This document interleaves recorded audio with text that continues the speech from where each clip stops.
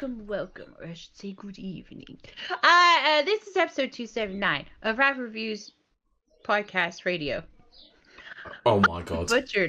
I have butchered that entire intro, but I can't even make a segue. I'm your co-host, Kiley Wilde.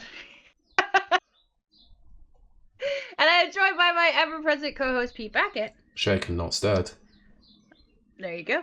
And our special guest, I forgot how we introduced him last time. Introduce yourself so I can... Whatever, Adam's just fine. Oh, Adam's fine. Okay. Yeah, I couldn't remember. But yes, previous guest, Adam. And it's going to be fun. And if you can't tell by the title, which hopefully Pete got a really good title. Serious bonding time. Yes, but the original one would be good too. If we can get that past the censors without it. I don't know. SEO might be a bit funky with that one, but I'll try. Mike says, hello, Adam's fine. But this is a wild, untamed episode, which is why it's a little kind of off the rails already. Because we're going to be talking about one of my favorite subjects for sure. But I think we're all going to have a lot of fun, which is James Bond. Little Jimmy Bond. But with that said, this is the part of the show where I ask our wonderful guests how they've been and what they've been playing. So, Adam, how have you been? And what have you been playing this week? I've been all right, thanks. I've been playing a mixture of things. I've been cracking through the Virtual Boy games, the latest lot. It's not that exciting. You say ooh, but there's like one good game in a lot of them, and then there's stuff like Virtual Bowling, which is pretty dire, and what's the other one? Virtual Fishing, which is somehow even worse. So much fun. Yeah, there's a good Atlas game on there though, which is all right. So that's nice. Called Jack Brothers, but yeah. Very cool. Very cool. Nothing to be too excited about, but yeah, they're fine. I'll wait till the next patch, though, to be a bit more excited for the Virtual Boy again. Why? Because it will be the last drop of games ever. Well, we might get the new ones. There was the F-Zero game, and that I know some like bouncy thing or something where you jump. I don't know what it was. Stuff that's new, basically. Stuff was happening and bouncing was happening. Stuff and things. That's what she said. Pete, what about you? How you been? How's your week been? You can tell I'm really wanting to talk about our subject. I know. I've not made a legit sentence yet. And for the folks at home and for the folks watching, I just started drinking. This is not drinking. This is Kiley getting excited about the subject matter. I know. Pete. I know. So my week's been good. Week's been good, busy, but I've had time to fit some games in, so I won't talk about too much because obviously the main focus is what we're talking about today. Been playing a bit more Forza Horizon 6 and still a game that completely captivates me. Brilliant game, real fun. I did play some Game Pass games this week, so this is the one that I want to talk about because it was only about 3 hours long. It seems to be doing quite an interesting thing with both the critics and the audience, and when I mention the name of the game, I think you'll understand why. Mixtape. Right, okay, yes. Oh, yeah. I've heard about that one. Yeah, so it's about 3 hours long. It's a very story-driven game, and the vast crux of the premise behind it is, you're an angsty teenager on your final night in the area that you live in. You're going out on a night out and you're preparing booze for a party, and you want to make the perfect soundtrack to that particular night. I'm going to be honest, I can't remember the name of any of the characters in the game because they're incredibly unmemorable. They're incredibly annoying. Wow. It's all full of teen angst and so annoying. But apparently this game is an absolute 10 out of 10 with the critics, and it is... Oh, I'm going to have to play it. Holy Christ, it is an absolute diabolical mess. It's not even a game. Goodness. It should have just been a movie, because the interaction that you have with the game is literally, walk around this bedroom, press X, watch a thing. Oh, you're skateboarding down a hill. Okay, you can ollie, you can do flip trick, you can do what this. And it is incredibly pointless to even be a game. I mean, So the narrative structure is fine. There is nothing wrong with it per se. It's just every single one of the characters are incredibly unlikable. It's very much a Californian game because all the kids are so right and the adults are so wrong. It's so unreal. One of the characters, their parents is a police officer, and they're trying to stop her from leaving the house from getting in trouble, and they ground her, and then she breaks out, and then has a confrontation with her at the end, and he's the wrong person. It's like he's trying to make sure that you don't completely screw up your life. Don't be an idiot. But yet he's portrayed to be the bad person. Right. It's so awful. It's such an awful, awful game. And to call it a game, it's even a stretch. It's a mild interactive movie. I mean, I've played those types of experiences before, and I've got nothing against them. I kind of think they are what they are, but because they are narrative games, they sort of rely on having a good narrative and good characters, and if you don't have that or you don't gel with them, then there's not really else there to prop it up. Like, I've played good narrative games where there's a really good story, and it's worth just kind of, going through the motions to do it. But to me, I think... No, what were you going to say? I was going to say, for all of its flaws in terms of gameplay and story, Life is Strange is so much more of a better experience than this game ever was. I was gonna ask because, like, Life is Strange has not been the greatest experience for me, but it's not awful either. Now, if you've ever heard of, like, what's become or what happened to Edith Finch, that one. Yeah. What remains of Edith Finch? That's it. What remains? Because I just remember Edith Finch because it's about a bird. I mean, her name's a bird. That's my kind of narrative game. That is so kind of like really cool and stuff, because even though it is narrative heavy and it's telling a story, you still get to do things. Whereas Life is Strange is less to do. And then if Mixtape comes along and there's nothing to do, I don't know how I feel about that. Yeah. So the problem with this is that they're also claiming this to be like an absolute indie darling. Like, it's like, it's made by a small developer. Like, it is, but it's also published by Annapurna, who are a massive company. So not really. I like Annapurna stuff. Yeah, it's not really that. Against Annapurna, they have published some fantastic games. Yes, they have. Like Sayonara Wild Hearts and the Lorelei game.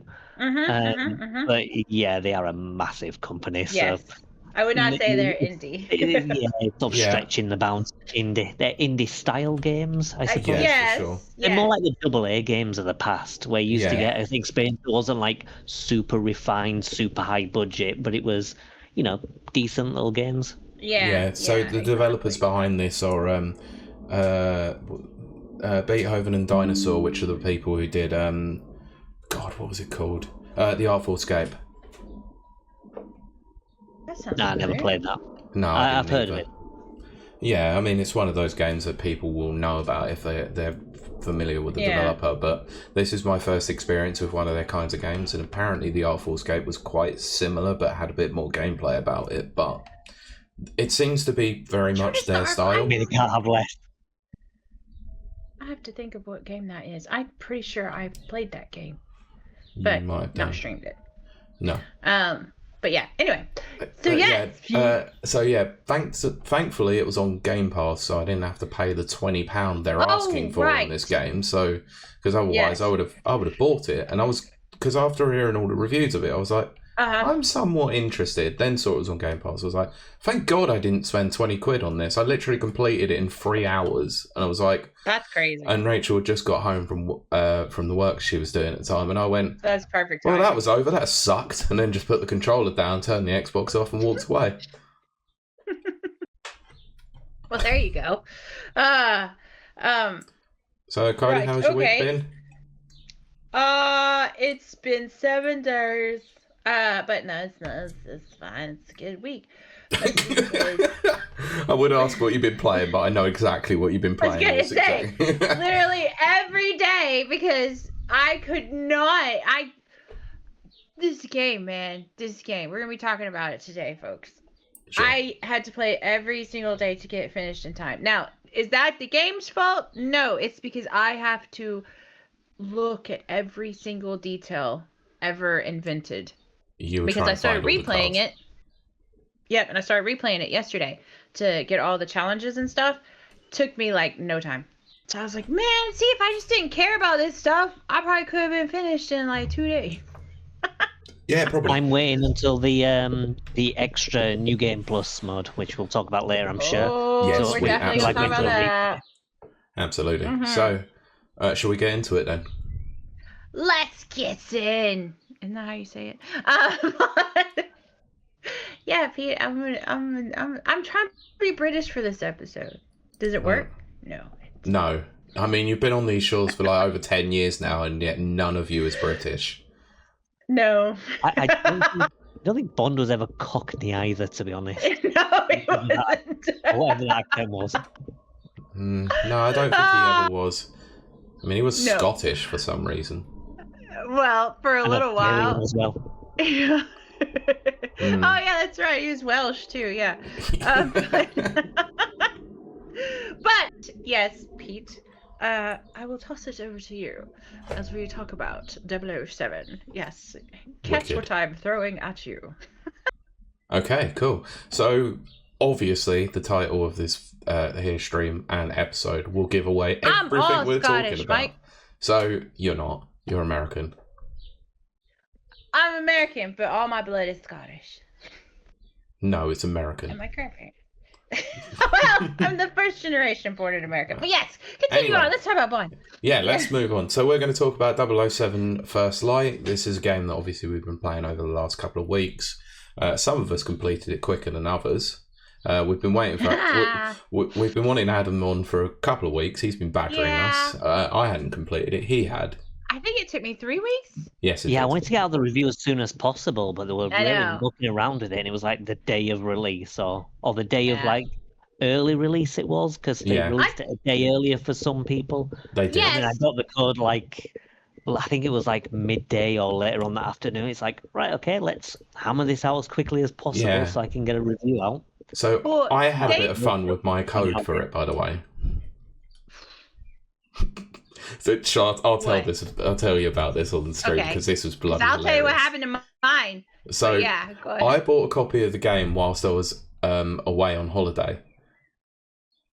Obviously, because I'm They- halfway across the world, they gave me the Latin no. America edition of the game, Oh, no! which also included the 24-hour like early access. I'm like, brilliant! This is fantastic. Obviously, I wasn't able to redeem it at all. Luckily, I got a refund on it and just ended up buying the UK version of it, like after I That's got my good. refund. But it meant I didn't get me early access, which was kind of annoying. But yeah, note to self: if you're going to buy a game, make sure you've either got a VPN on or you buy it in the country that you're actually going to be in. Yep. It's so That's dumb. very valid.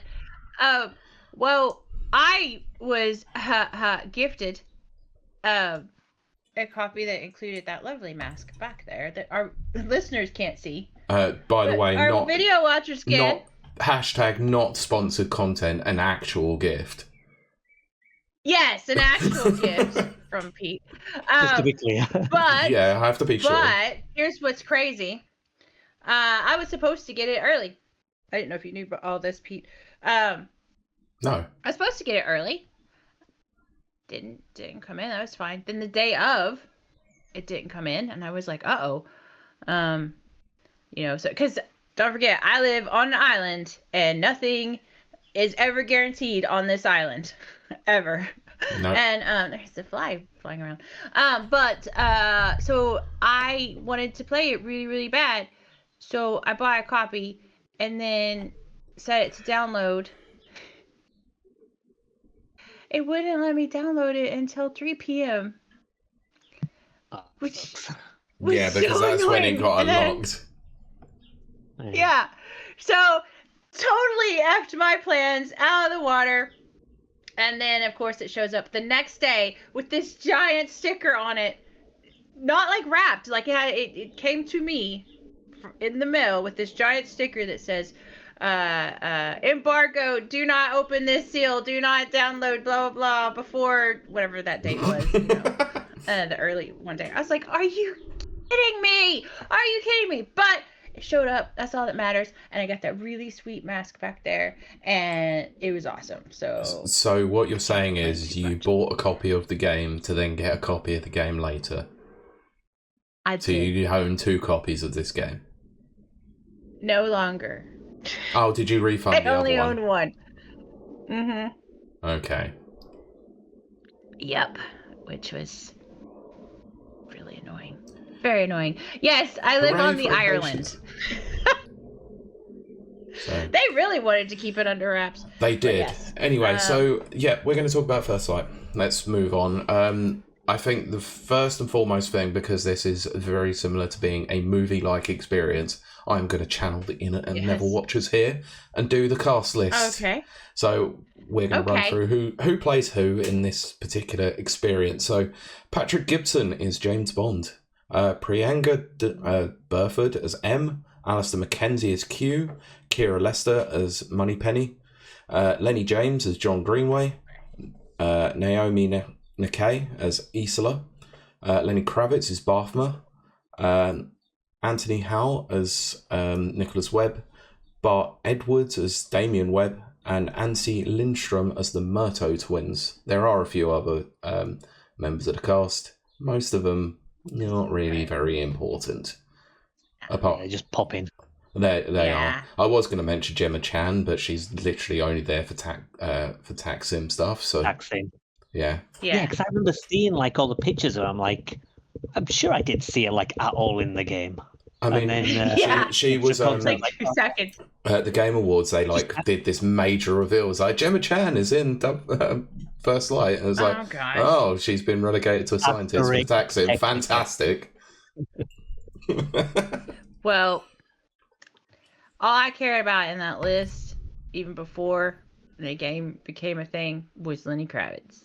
But we're going to talk about that for sure. 100% we're going to talk about the only one that I knew was Lenny James. I recognised the face almost immediately.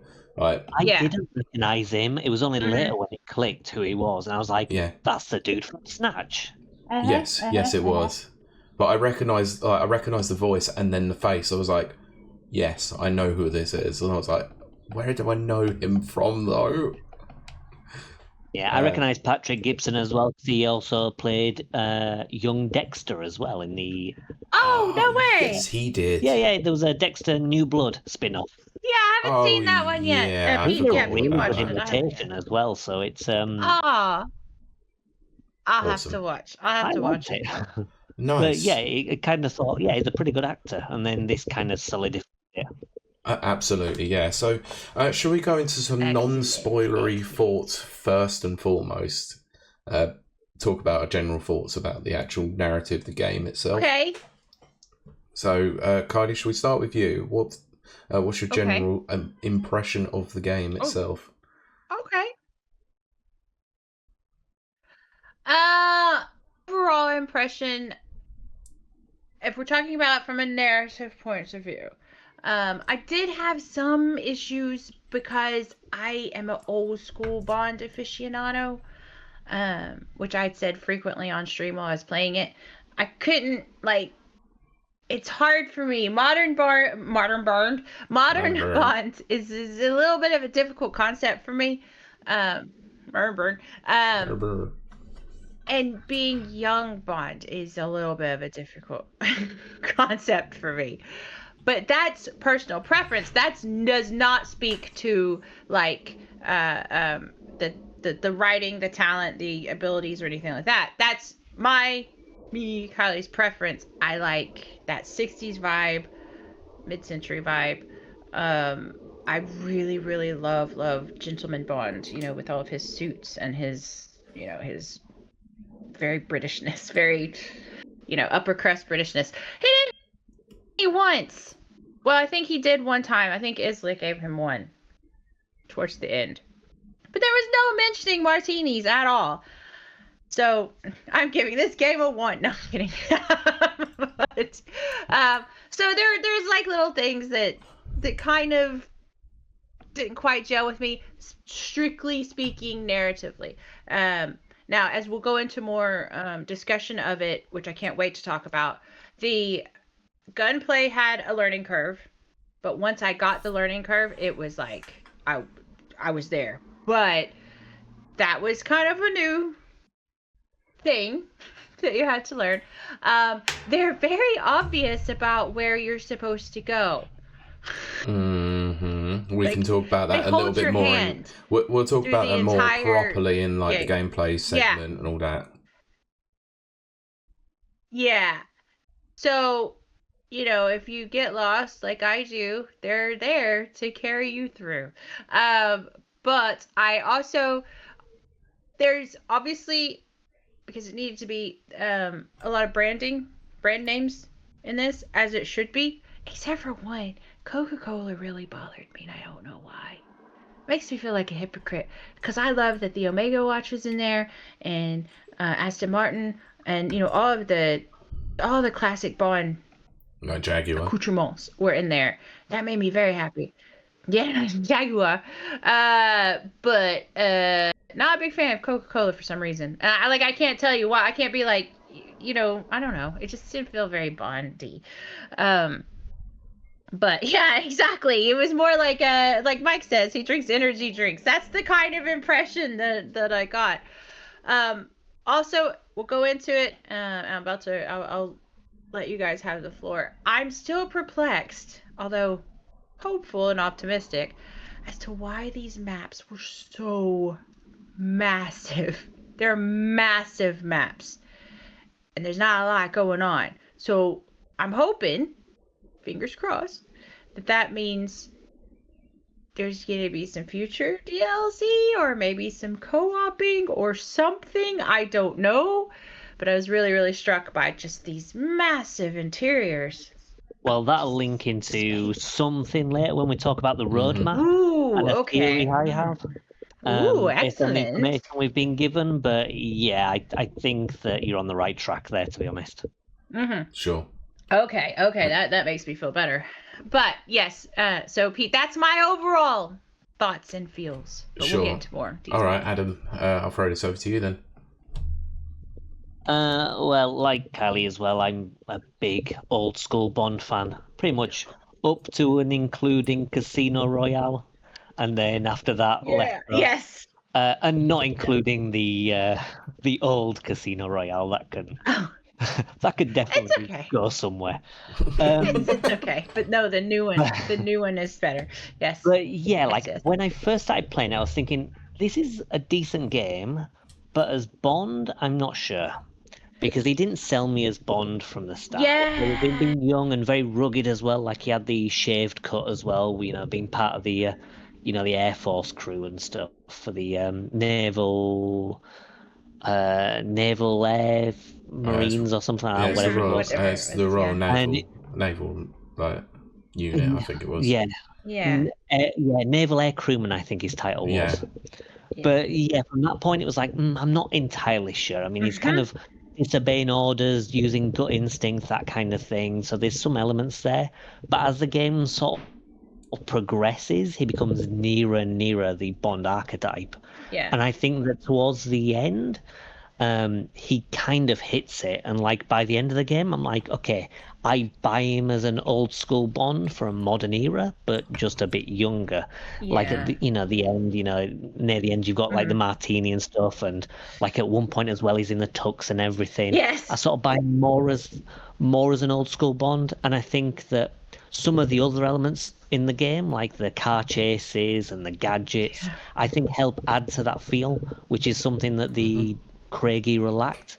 I mean, they had car chases, but gadgets, gadgets. Oh, you've got a phone. Oh, fantastic. Well, so does everyone else. That's not a wonderful. You've got a defib unit in your Aston Martin. Fantastic. Yeah, exactly. Oh, yeah, that's a crazy gadget. Watch out, criminal organisation. Yeah, you had some sort of over-the-top villains and henchmen in this as well, and which I do want to talk about. Spoilers. So we'll get into that later. Nice. Yeah. I won't go into it, but there was some nice classic feel to it. even though Bond himself, it was only really towards the end where I started feeling like he slotted into that role. So as an origin story, it was like, yeah, I get it. Even if it did take like the first few missions for me to like, yeah, I can buy him as Bond. And then like at the end, I was like, I really like him. So yeah, I enjoyed the story and a lot of the plot points, which I'm sure we'll go into later. And the gameplay was pretty cool. Like my main worry going into the gameplay was like Hitman is pretty good for like all the stealthy stuff and the social stealth, but the combat is a bit rubbish. Yes. Because this has got like a combat focus, I was thinking, I'm not sure how it's gonna, work out. But in the end, like they really added a lot of depth to the mechanics. Like, there's a lot of stuff they pull from the films, like a lot of references, like with Daniel Craig when he throws the gun at that dude in I think it was Casino Royale, and that's like a major mechanic in this. So like both the gunplay and the melee combat, there's a lot you can do with it, and the higher the difficulty, the more you get to kind of appreciate where you sort of have to, deal with all the mechanics and survive basically. So yeah, I really enjoyed it. Like I think from a gameplay perspective and a story perspective, I enjoyed it. It took a little bit to get going as a Bond experience, but I thought it was cool. Yes, I have to agree. I can't wait to get into more spoilerific times. Oh, but can we just mention one thing as well about like the story and everything? Like all the people saying with like, oh yeah, Bond's gone woke now and stuff like that. Yeah. And then it's just like there's all these hot women in there and stuff like that. I was gonna say yes. I don't know if that's spoilery, like, but what's all the wokeness about? I mean, we'll get into that a bit more because I want to touch upon that's absolute ridiculousness a bit later. Also, we are now joined by Kurt from the Never Watchers. So, hello. Hello, Kurt. Hello. Right. Do you want Kurt to get his bearings first, or? Yes, please, Kurt. We've literally just gone on and done non-spoilery stuff so far. So, Adam and Kiley have just said theirs. So, do you want to let everyone know what your thoughts and feelings were on the game as a whole? Yeah, I loved it. For me, it's my current game of the year, and yeah, I think even thinking back to over the past week since I completed it, it's only really gone up in my estimations. Like there's a couple of things that I would say could be done better, but honestly, like some of the other criticisms I've heard from other people didn't really bother me that much. But yeah, that's my overall thoughts on it. Nice. Yeah. Cool. Yeah, I'm with you. I agree with that. Yeah, I was gonna say I'm on board. My game of the year, and I think my only kind of gripes and stuff maybe is a long-term experience is probably going to be resolved as soon as they go through all the extra content and they start updating it. And I think that by the end of the year, I reckon it will be. Mm-hmm. So I'll go over some of my non-spoiler thoughts on this. As an overall experience, I felt it grew upon me because the first couple of hours of it wasn't really gelling with me. I thought Bond was great. Like from the very opening, I really enjoyed how Patrick Gibson had played him, like as a young non-007 at this point. Obviously grew into the role, and obviously it's something that we'll talk about later in terms of the story is how that progresses. I still think even from the early stages in the Iceland mission, I think he's just fantastically portrayed. But I had issues with the combat, and like you said with Hitman, the Hitman combat is not exactly brilliant. So I was a bit concerned by it going into it. I felt that there were certain elements of it where you can get very easily flanked, and you're a bit overwhelmed with enemies, and it's quite hard to sort of know where you're going with that. It does rely a bit too much on environmental hazards to be able to get you through situations, especially in the very early sections. But I think it's one of those things that definitely grew and became a lot better as as you got more familiar with the mechanics, especially the gadgets and the gunplay itself. Once you're able to get through, and it's sort of, and this is what I think the great thing about the game is you are learning to be Bond as much as he is learning to be a 007 agent or 00 agent. No, that's true. And it's an excellent progression throughout the game of how to do it. It's one of the very true experiences like that I've ever played that made me feel like Bond. And that's not taking anything away from games like GoldenEye and The World Is Not Enough and stuff like that.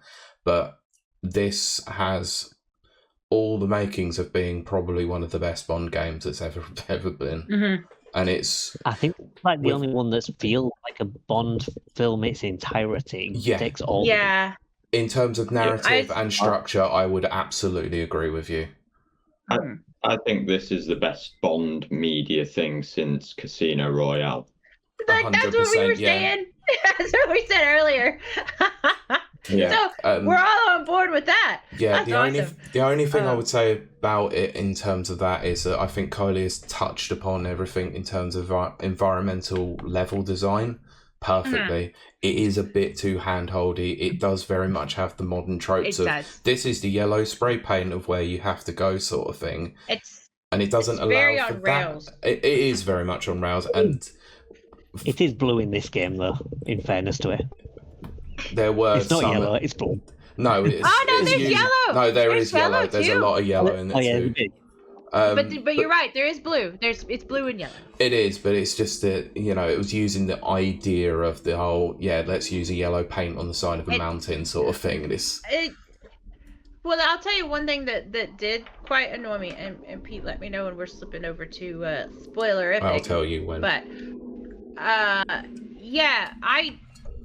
But, there was one part, I'll be broad.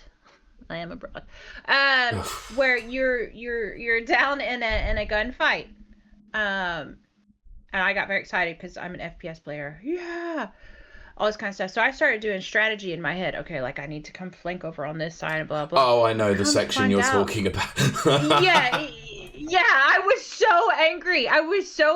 Because it was not that kind of fight. They wanted you to literally wait out, I don't know, 30 seconds, 40 seconds, a minute or two. But it was a timed thing. You just needed to not die. And then it was going to go on to the next thing. Okay, so, sorry. Let me hold you there. Because I think we should definitely go into this a little bit more in terms of spoilers. We will discuss it. But I know the section you mean, and we will get to it. Yes. We will definitely I'm not entirely sure. I think I might know, but... We will definitely get to it. So I'm going to put the warning up right now. Yeah, let's because I'm gonna forget. No, we're gonna have to go into it. There are certain things about this now that we've touched upon that we're gonna have to go forward, really. So, hi guys. Hello to everyone in the chat. However, got lots of people in chat. Yeah, this is your warning now. If you have not played 007 First Light, or if you do not want to be spoiled about anything narrative, gameplay wise, anything as such, from this point on, you have been warned.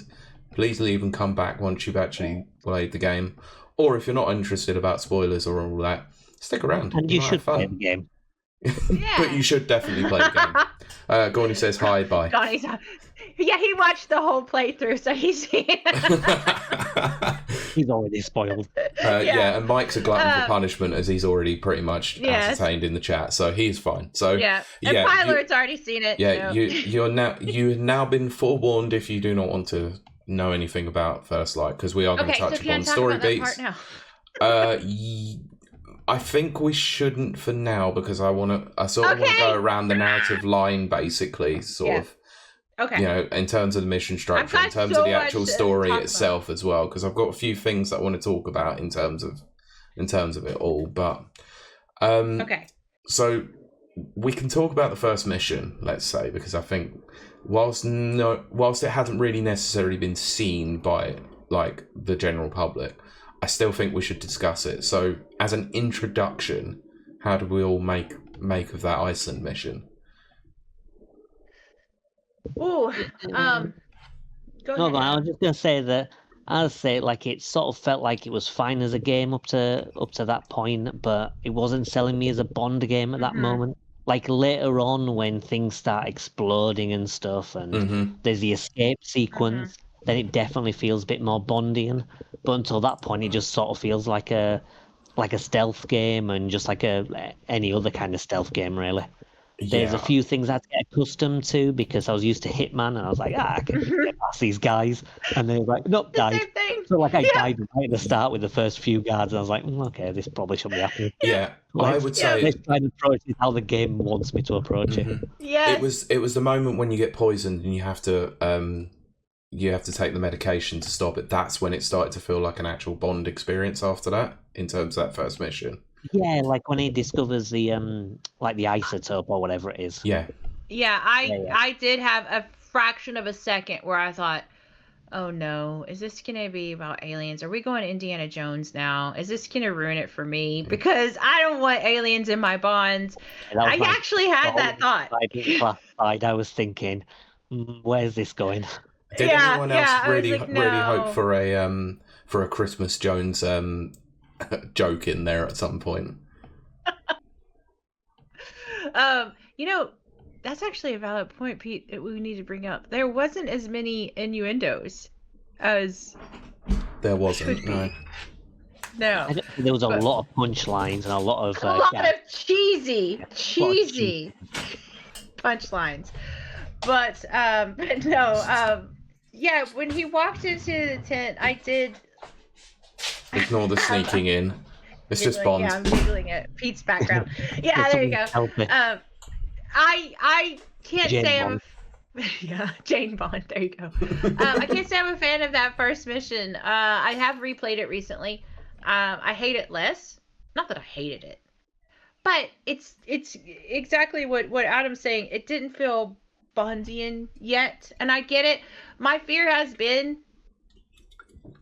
and it was eased a bit when we got to the end, but my fear has been that this was going to be a Crystal Dynamics, Lara Croft, Tomb Raider reboot, which I did not care for, because they took, this strong, awesome, badass character and then stripped her down to like nothing, and she was like, dead people, oh me, and I was like, and okay, then killing everyone off at the same time, and then suddenly like, I'm going to kill everyone, and it's like, okay, I hate all of this, but then you could tell they were starting to veer that way, because then, like, after you've already knocked out all these people, Bond kills his first person, and he just sits there and he's just like, I was like, no, please don't be Mel Lara Croft, please. But then it just like moved on, and I was like, okay, this is good. And then he just like killed everybody, and then I'm like, yes, that's all I want to do as a Bond agent. It's just, as a secret agent, just kill everyone. As a Bond agent, if there wasn't an episode title, that would have been one. There you go. Pilot says the Iceland mission. He managed to locate the pizzas and dodge the staff loading the shelves with Pepsi Max. Other diet drinks are available, but they're not as good. Mike says there's always been Kerry Katana. Yeah. There you go. Oh my gosh. Mike says there have always been out of this world villains in James Bond. Kiley. Yes. Yeah. That's true. That's a great point. Which then leads on. Let's talk about it now, because obviously Mike's touched upon it. The villains in this, in terms of characterization and motivation, where do they sit in terms of the general Bond aesthetic? So, Kurt, I'll go to you on this one. What did you think of the villains? I thought they were very middle of the road, and I think it's something that they could improve on for the sequel. Like the two henchmen guys, the twins. Yeah. I don't know. I don't think they showed up enough to make me care about them as villains. And then the guy who I thought looked a bit like Harry Styles, the guy with the long hair. Oh, Damien. Damien, that's it. Yeah. I thought he was okay as a villain, but yeah, I would say that it's an aspect of the story that could be improved on. Mm-hmm. I liked Damien. I just think that they didn't use him as much, but I think that's part of the whole. They were going in one direction with because she had the rogue 00 agent from the previous program, Yeah. and that seemed like it was going to be. I the want to big talk villain. about that. And then there was obviously the twist where I was like, actually, no, he's not the bad guy. Like, these are the proper bad guys. And I think that's probably the reason why the other ones weren't used as much. Sure. But it's a bit of a shame because I kind of think they would have been more effective if they were used more. I think they were still fine. I think they were still good. But it would have been nice to see more of them. Go ahead, Pete. Sorry. I was just going to say that Nicholas Webb was the most unbelievably telegraphed villain of all time. Like, it was so obvious from the early start. But like, that's such a trope of Bond anyway. So it's like, I did like Damien, but like I have to agree with the rest of them. He wasn't there enough to really make that much of an impact, and the same with the Murtaugh twins as well, because I did quite like them. Tailing them over like several missions was actually really interesting, but then they're just dead. And it's like, okay, cool.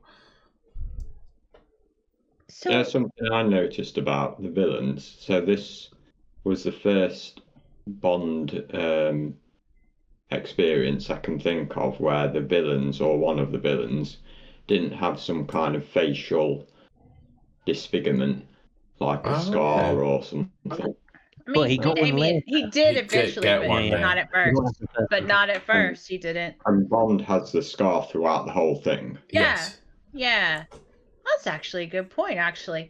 But, okay, so the twin thing. I don't know if anyone's familiar with Archer.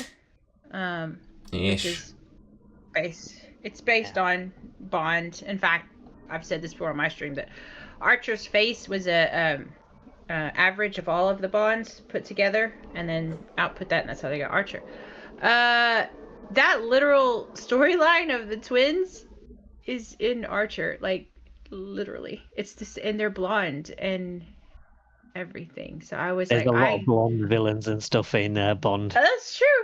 That's true. Yeah, because twins, I think they were fine for what they were. They didn't appear much, but you think about villains like Stamper, for example. Like, you see him in bits and pieces, but again, you don't really get... He's not like an Oddjob or a Jaws where he's a constant threat. He's just kind of a guy that turns up now and then, and then eventually you kill him.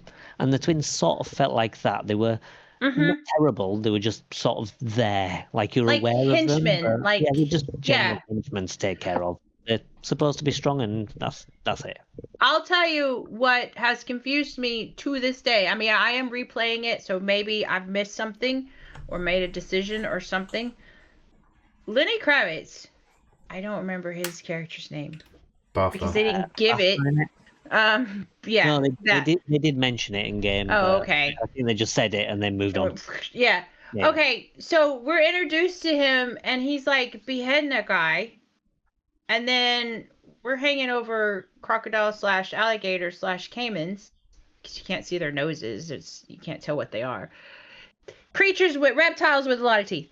Very classic Bond trope, and I loved it. And then all of a sudden he's giving me my Jeep back and telling me to drive and go find people. Yeah, and then he's saving you out of a bind in terms of that section that you want to talk about. Let's talk about that. Yes, that section. I'm very confused about the Lenny Kravitz character. I don't know how I'm supposed to feel about it. He was very cool, but it's weird hearing an American accent. I didn't particularly like Buffmer at all. I just like Lenny Kravitz. I thought it was fine, but it was just like he was a guy that MI6 put in charge, where they were like, okay, we put him in charge, so basically we can sort of control him, rather than have like a warlord that we can't control and could be a problem. I think that was a general idea where he's just like, he's not a nice guy, but he's a nice guy. He's like a means to the end for MI6, basically. Yeah, I'm not sure about that one. As far as a villain. Now, Damien, again, kind of agree with Kurt here. Not particularly strong, but I'll tell you what confused me about him, Damien. I didn't know about the mask thing. Did the mask show up before?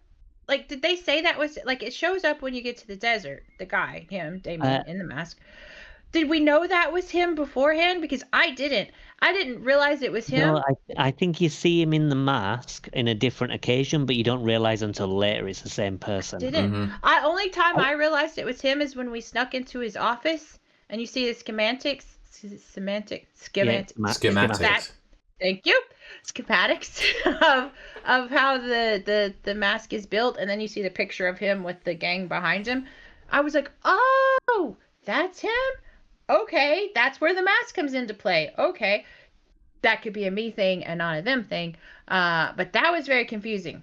But I will say he did not get interesting until we kicked his ass. Yeah, until after the accident. Yeah, which I knew he was coming back. Like I know. I mean, it was obvious. Much. Yeah. I was like, yeah. I was like, no, okay, he's coming back. He's not gonna have an eye. I was very glad because I thought if he takes that mask off and he's got an eye, I'm gonna be so angry. But they didn't. Also, I might be skipping ahead here, but that final battle, it just seems so easy. It seemed like it should have been way more difficult. But I think the boss fights in general were a bit easier. Like the second thing, by that point, I was used to the melee combat, and I just took him out in maybe like 5 seconds or something. I did a couple of charges, smashes, then just picked up all the balls that were around. It was like, okay, well, he's dead. Yeah, I'd say the most interesting boss fight was probably the one in the art gallery, or in the gallery. Sorry. That was the first the sneaking one with the Murtaugh twin. Yeah. I mean, that did feel very Bond-like, but I don't know. I was a bit disappointed in the boss fights. Not gonna lie, that part. They sort of felt a bit like an afterthought to me. Yes, that I agree with, which is again a bit disappointing because the Bond villains are always so cool, which does make me want to jump to something else. Now remember, you have to rein me in because I'm like totally into this. The Bond women. No, I actually do want to talk about like this as well. I was scared. I'm not gonna lie. So Bond is known for some beautiful women. Like some of the most beautiful women in the world have appeared in James Bond films. And I love that because I don't know. I think it's cool. And I got worried that it wasn't going to happen. And then I got worried in another way. And then we were introduced to two characters. Isla, who I love. Sorry, can I just cut in there? I also got worried pre-release of the game because they said that he wasn't going to be like a misogynistic like portrayal of Bond, which I was like, well, don't call him that. Don't call him that. Because I like it. Well, I'm not too sure about that with one of the later appearances. Is it like the Vietnam one in the hotel and stuff? Yes, that's what I want to talk about. I want to talk about that. Comments. Because like I don't want to see Bond as a chauvinist or a misogynist. I just say it's of its time. That's me making excuses and being in denial. I love that he makes out with everyone. I think that's hilarious. And no, not quite that way. But I do like pretty people. Mike says Kylie's into Bond women. No, but I just like pretty stuff. And it's just so like they really just the sets, everything. Anyway. So I did get worried, but but then as I think Adam mentioned or Pete or both, the Vietnam thing happens and it's very sexy. That's all I'm gonna say. It's very sexy, and then they balance it with this really cool character that I love. I bet Pete hates her. I love her, which is Isla. What? Why are you going to assume that I hate her?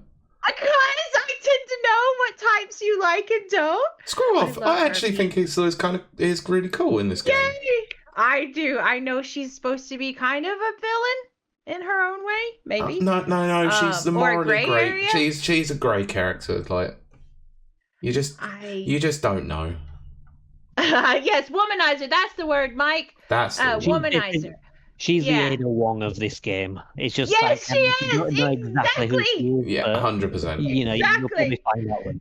Which is my other favorite character. But I love that she rescued Bond like 3 times, and also all of her cool storyline. I hope that we get some DLC where we get to play her backstory and learn more about her, because I think she's cool and I really like her. No. I'm going to completely disagree with you there. I don't want to know more about her. I think the air of mysticism about her is so much more interesting than actually finding out about her. I think having like an Ada Wong style thing where, like, you know, she's like a mercenary kind of thing, doing things from, but I can see her doing that with like a Spectre style organization where she's not a villain, she just does stuff for money. And I can basically see that. That's what I mean. Like, I'm fine with that. Like, the Separate Ways DLC for Ada, like in Resident Evil 4, is great. Like, I've got no issue with that. But I don't want to know what gets her to that point. Yeah, I don't even want to play as her, to be honest. I think having DLC where you meet her and have her included in the plot, but I'd rather play as Bond, to be honest. Mm-hmm. Well, I do like Bond, especially if new Bond, as in what he morphs into at the end. If that is our DLC or this roadmap, which we will discuss, and all the kind of stuff coming up, I'm okay with that. Sequels and everything like that. But for me personally, she's so much cooler than Baby Bond. I think she's so cool. She does such cool things, and she also rescues him, and she also is just cool. I know she's cool. She has a cool aura, and I was actually pleasantly surprised because I didn't know that character. Like, that came out of left field for me. And I always have to balance it. They haven't shown anything about her in like pre-release stuff at all. You know, I did try to avoid a lot of spoilers and pre-release stuff. They actually hid quite a lot. Like, I tried to avoid a lot of the information going into the game. Yeah. After I beat it, I went back to see what they had released and put out, and quite surprised that like the final half of the game or so is pretty much kept under wraps. Yeah. So, and like even some major points and major characters and stuff like her, it's, you know, they did a good job at keeping things secret, which is pretty hard these days. Yeah. And the twist came out, and I'm never surprised. I'm very jaded, cynical. I've seen media of all types forever, and I'm really old. It's hard to surprise me. That twist, that got me. And I also, because I have feelings about AI, it even really was amazing. I think that's a really good step for a modern Bond film. That was good. Yes, yes. It reminded me of like the modern equivalent of Tomorrow Never Dies, with the whole kind of, we're making the news for tomorrow. This is sort of like, this is predicting the news and we're making it true. So let's go into it. So obviously for those who are not really well tuned into the game, or if they have, like, we're talking about Fair, right? Yes. Yep, and the other one, which I can never remember the name. The one not Herodotus, Hyperion. Oh yes. Yeah. I'm gonna agree with you. I really liked that aspect of the storyline. I really did. That entire mission where you have to go into Hyperion was brilliant. Really loved it. It was apart from one thing, there was one thing I didn't care for, because it's a snow level, it's on a mountain and everything. No skiing mission. It's just like actually, I'm somewhat disappointed now that you've mentioned it. I was kind of expecting there'd be a ski escape, and there just wasn't. I was like, okay. That's iconic. That whole scene is iconic in the movies, or a snowmobile or something. I do feel while there are plenty of gadgets, which I love, the lack of vehicles. And then you do get into. I was going to say, thank God they didn't have too many vehicle sections. I would have liked them, but I'm not a massive racing game fan, so I found it was easy enough for me to control and enjoy. But maybe the accuracy and precision maybe wasn't up there, but I liked it. This was an aspect of the game I didn't like so much. I was really disappointed with the vehicle sections. So, granted, I am more into racing games, but I don't know. It was just far too on rails for me. I wanted something that required a bit more attraction. Yes. Like, I'm not asking for. Yeah, maybe a bit open would have been. Asking for the next stuntman, because Right. I know that I've put a lot of players off, but it didn't really feel as though I was doing anything like any real stunts. It was just driving down the road, and exciting as it got was like driving over a ramp. Yeah. And it makes you do the ramp. And it even snaps you onto the ramp, because I drifted so mad slightly at to the that. side of it, and it just And snapped me onto it. Like, if you compare it to car chases in some of the Bond films, like these wouldn't have made the cut into a Bond film. It would be too boring. Exactly. And at the end, when you get into the really fancy, cool-looking Aston Martin, which I do realize is their... The Valhalla. The Valhalla. Mhm. I know they're adding DLC with that. You can't go anywhere. You just spin. Yeah. And Well, I did get a kick out of, like, it was kind of like ribbing on the scene in No Time to Die where he does Yeah. like, Goes around the circle, Yeah. So I enjoyed that part of it, but yeah, you didn't really get to drive it anywhere. No. Yeah. I really want to drive But we will do, and I'm hoping I'm that looking extra forward to that. mission includes like some actual vehicle combat as well, where you can blow. Yes! I'm hoping Well, not just a race. Yeah, well, now that they've actually given you that particular vehicle, I strongly suspect that they will, because they were clearly waiting for that to be used in that final mission, and they didn't want to give it to you too early. Yeah. Yeah, which I get. But that's the interesting thing about it. Sorry, carry on, Cardi. Carry on. I just feel like the boat sequence was a little too long and very on rails. But I'll tell you one thing I did notice. When you're pulling into, and I'm not re-explored this, I'm still at the beginning re-exploring. But when you pull into the Vietnam, like when you're on the boat and you pull into the thing, there's I'm gonna call it a pirate ship. I know that's not what it is. Cruise ship, pirate ship, big ship, whatever. I mean those Vietnamese boats. Yeah, that thing. Yeah. There's one of them that has one of those blue tarps that looks like you can board it. There's something there. I'm telling you. You couldn't get to it because you're mostly on rails. You can drive around. It's definitely going to be that, like, something later on. So but that goes back to what I said earlier, which is that was massive. That whole sequence. You can explore the whole ocean area in front of the island. Yeah, you can just drive all through it. There's nothing there. There's no collectibles. There's no nothing, blah, blah, blah. Like, nothing. And it's massive, and it's completely mapped out. Even when you look over and you look in the water, that's one of my tells is, are they, generating stuff underwater? Yeah, it's all there. But you can't do anything. So I am just really, really hoping. Yeah, Mike, that's what it's called. I'm going to pronounce it wrong. I call it a junk. I think it's not called that. I think it's like hunk or something. But those boats, that's what they're called. Yeah, it's just another one of those, like, they put that uses a lot of memory, and they put a lot of work into it. There's no way that's just an open map like that. Look, they do, and they don't at the same time, because this game is only about 50-odd gigs on PC, which leads me on to the next point of what I want to talk about, is performance and graphics and how this game looks. Oh! Jesus, this game is absurdly beautiful. Okay. Yeah, I played on the Steam Deck as well, and apart from loading times, it performed and looked great. Not when you're streaming.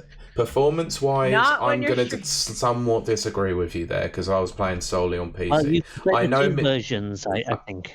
I know me and Kurt have differing opinions on this as well, because we're going to talk about that. So, Kurt, tell everyone where you were playing this. On the PS5 Pro. Okay. Yeah, so all three of us have basically been on PC, haven't we, or Steam Deck? I was on PC, yeah. Yeah, me too. Yeah, but I was streaming it, which NVIDIA does not play nice with their games in streaming. So it did not have good performance. I had to turn everything, only when streaming, I had to turn everything to low. Okay. Even the sound was clipping. Now, as soon as I stop streaming, I can put everything on ultra, and it's freaking beautiful. It's glorious. Again, for people who don't know, I don't care about frame rates. Pete's really, really big into frame rates. I have weird eyes. I can't really see anything more than 30 frames enough. per second. So it doesn't. Yeah, it doesn't. Like once it passes 30, it doesn't look any different I to me. know it, but it doesn't bother me. So I can deal with like 30 or even like high 20s and stuff like that. As long as it's stable, I don't really care. Yeah. So for me, That's like the stability is. I'm one of those obnoxious gamers where on PC Yes, I yes. have my FPS counter on the top so I can constantly monitor it. And I was clocking between 45 and 55 all the time. There was nothing inherently wrong with it. It was definitely playable. But it was during very heavy action sequences with lots of explosions is where it dipped below 20 FPS at 20 FPS, and it became quite jarring at times. Like it would stutter and it would lock up a little bit, but then it would go back to normal. And there was nothing inherently wrong with it. It was just a little bit of a glaring issue at times. Because like it dipped to like those 20s. But then because it's hovering around 30 anyway, the dip isn't as noticeable. I think that's where the problem is. 50 to 20 is like the big problem. So that's why I didn't have any issues with performance. Like, obviously some bits were lower than others depending on the action sequences, but I found it pretty fluid. Apart from the loading times, which were... Yeah. I mean, considering it's installed on an SSD, I'm quite concerned that the loading times took that long at times. It's not that bad because I think between different sections, when you move on from one, like in terms of story, when you move from one bit to the next, actually it was relatively quick. It was when you died and you had to reload a section again. That's when it started to take a little bit of a while. Yes. Even on the Pro, the loading times were long. Yeah, I've noticed replaying now because I'm 100% just trophy hunting. I'm just collecting items and stuff like that. I'm not, going through the whole story. So I'm having to like stop and restart sections because you can only do certain things one way, and then you have to go do it a different way. You know what I'm saying? Like one's a pacifist way and the other one's an assault way. So you can't do those at the same time. But having to stop and restart back at the checkpoint, it's kind of like when you die, the loading time is ridiculous. Yeah, it's long. not redoing the bit again, it's a loading time, which you dread. Yep, exactly that. Oh, and I don't know if you guys got this as well, or whether it's just me, but during the campaign, a few times, it said, like, disconnected from the IOI server. Oh, no. Honestly, I never had that. But it is one of my big gripes with the game is that yes, you can play this offline. I've had that in Hitman. But why do we need to have this online? It's so unnecessary. But the thing is, like Hitman, you've got like all the extra content and unlockables, and that's what's connected to the online. But in the main campaign, you don't have that, so it only really affects the tax sim. So why is it even active during the main campaign? It shouldn't be. That's like very valid. But during the campaign, it should be disabled. Just like log into it when you enter the taxing mode. Yeah. Because it only happened a few times, but it's still like, why is this happening? Do you think that necessarily is a Steam Deck issue, or is it just a network connectivity issue? I don't know, because I noticed a few other people as well online mentioning about the connection thing on the Hitman forums, so I think it's probably affected a bunch of people. Yeah. But honestly, I mean, apart from like leaderboards, what do you really need the online access for? Yeah, you don't necessarily need it. Complete the tax sim, and then it connects to the online leaderboards to upload your score, and that's literally all you need. Thanks. Yeah, it's a thing that IOI seem to like, and we're 10 years into Hitman, and they've still got the necessary online connectivity, and it's and I'm glad it's only tax sim in this, but it's still I wish they didn't have it. I have to agree, but I'm glad that they do have the offline capability. I obviously haven't played it offline. Yeah, at least you can play it offline. Yeah. That's always important for me for any. But it is actually. A bit. I hate this always online. It is a bit stupid that when you load the game up, it was like, you can play this completely offline, but we would prefer you to play it online. Yeah. Yeah. To enjoy for the best experience. Like, and then the Switch 2, you're going to need to be able to play it offline, from when you're out and about. Exactly. It's good that you can at least well, then play that the makes me offline. Yeah. That makes me worry then, because if I'm ever travelling and I want to play like a second playthrough on Steam Deck, am I definitely going to be able to properly play it? I hope so. Yeah, you are. It's only the tax sim. You won't be able to play the tax sim if you're out and about. But that makes sense. At least if you don't have online connectivity, but the main game you will be able to. Okay, well that's good because I ran it.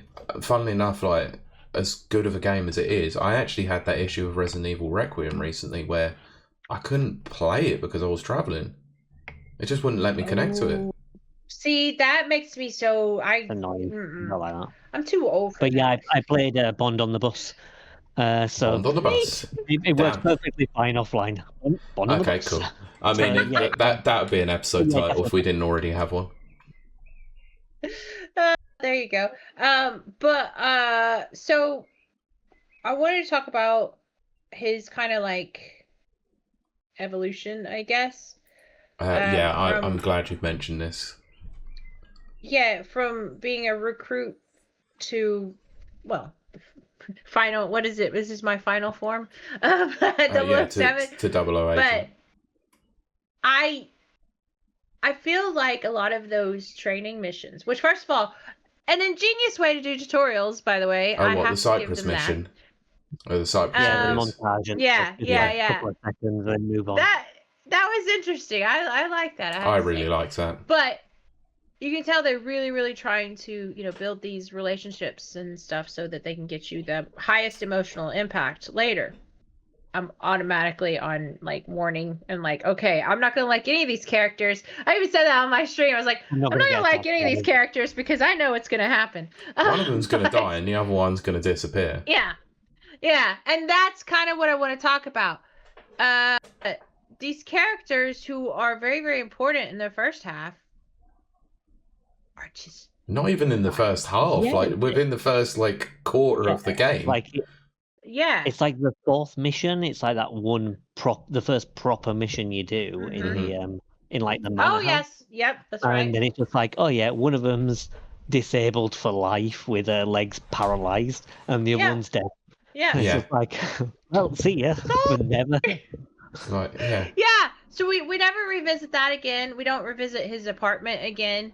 I kind of thought. Here's why. I mean, it does get blown to shit. To be fair, you do revisit the apartment, but a little bit later. That is true. That's a very good point, Pete. But I was thinking that it would become kind of like Hitman's house. His To Hitman's house. You mean 47? Safe house in Freeland. Safe house. I was hoping, and then you could upgrade it, not because I'm really into upgrades and stuff, but then it was just gone, and all of his friends were gone, and I don't know, it was kind of weird. To me, it felt like two very different narratives, type of thing. It is definitely a story of two halves. Yeah, there you go. A third, and then, maybe thirds as well, because you've got like the first third with his friends and the training, and then it's like him and it's basically like him hunting the double agent, and then like the final part is like where the story really is. Yeah, Mike, that happens. Oh, and then actually, funnily enough, Mike saying, "Wait, his apartment gets blown to bits." It is Kingsman. Yeah, you can see a lot of like funny nods to it. So they were setting Bond up with the apartment exploding and all that kind of stuff. We found the letter. It says, "Oh, I'm gonna off myself," and blah blah blah. And he's like, "What the f?" And all that kind of stuff. That was cool. Here's what bothered me. M didn't really like M. I didn't feel like M was developed as I don't know. M has an iconic. It was fine, but I didn't think. I didn't feel that. I was neutral.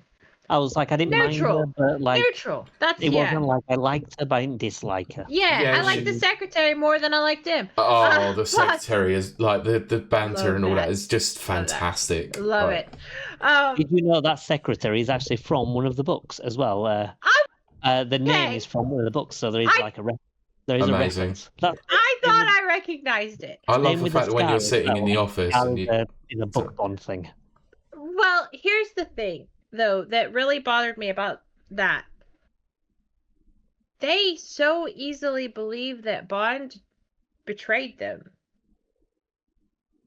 Like, there's no questions asked. They're just like, oh, well. I thought Im, like I told my chat, I thought Im had some kind of grand plan where she was just pretending because she was trying to, hide Bond from the leak, the guy that was or the leak, whatever the leak was, and stuff. No, they just automatically were like, okay, Bond's the bad guy. He was trying to kill us all, and he needs to go to jail now. The thing is, I thought it was a ruse. I don't think it necessarily had a problem with it, because when you have to look at it in the grand scheme of things, you've got Nicholas Webb, like Sir Nicholas Webb, well-respected person within the British establishment, and fair, and against an agent who has only just joined your ranks and could very easily be compromised at any point. With a reputation for disobeying. There you go. You wouldn't put him in if you didn't trust him. Well, that's whole Im's whole thing is that. No, maybe they did, but she's using gut instinct, and it's sort of like trying to manage both sides. Yeah, but because she also didn't really fight Bond when he kind of got out, and. Well, see, that's the thing. I didn't feel like she was managing both sides. Like I think that would have been more believable. It almost felt like she was completely on, MI6 side. And I think somebody makes the comment, I think it's Moneypenny, who makes the comment of she has to protect her paycheck or something like that. And I was like, okay, I get it. But it was just so that flip over. It was the line, so she has to juggle so many things, doesn't she? I think it was. Maybe it was that. Yeah, it's something like that. Yeah. And I think Moneypenny's the one that says it. Yeah, but you also have to remember as well is that the previous 00 program got shut down because 009 went rogue as well, or what they determined to have gone rogue. And also you're working with an AI who predicted it was a 1 in a million chance that Bond was ever getting out of that Iceland mission, and yet he did it. So they only gave him his chance in the 00 program against all odds. So she doesn't necessarily truly trust him, but it's that long shot that she's going for, really, that gets him in the mission. She still can't fully trust him until that one moment where she sees him on the camera taking out guards. It's like, well, I've now figured out that you're on the right side. But even then, it's not like they're supposed to be best friends. Like, I mean, in Die Another Day, for example, she was. I love that. Yeah, she's like, I only got you out of there because we thought you were leaking information. Otherwise, I just left you there to rot. Yeah. And so it's like, I get it. I think they need to have a sort of practicality about them, and I think that's basically like her point of view here. She gave him a shot, but at the end of the day, she has to, be practical. Well, all the 00 agents are disposable. If they are ever compromised, that's it. They're done. She even says that the minute you're compromised, you're out. I know, but it's just so jarring. I think so, like black and white. So flipped. The switch was flipped. But I still like that he still stayed true to himself But going back to talking about the characters, because that's really what I meant to talk about before I get distracted. Greenway, I thought, was handled really well. Probably the best character for me in this entire game. I didn't like him. I loved him. I didn't like him. At first, I didn't like him. Yeah, I liked Greenway. I liked his arc. I liked another character better, but Greenway was cool. His death was incredibly obvious, though. That's where I was leading to, Pete. So, I thought it was going to happen sooner, to be honest. Yeah, I guess, that's true. I definitely think that it was a cheap emotion grab. Does that make sense? I don't think they earned it emotionally, because it was like, well, Greenway's this tough guy. He just hates Bond. Ooh. And then they do a mission together, and then they're best friends, and then you find out Greenway has no one, he has no family, and I was like, no friends. His best friend was 009, and I was like, okay, well, I'm like, well, we know what's gonna happen to Greenway. But I also kind of set up the next scene afterwards. Oh, sorry, Kurt. I thought the way his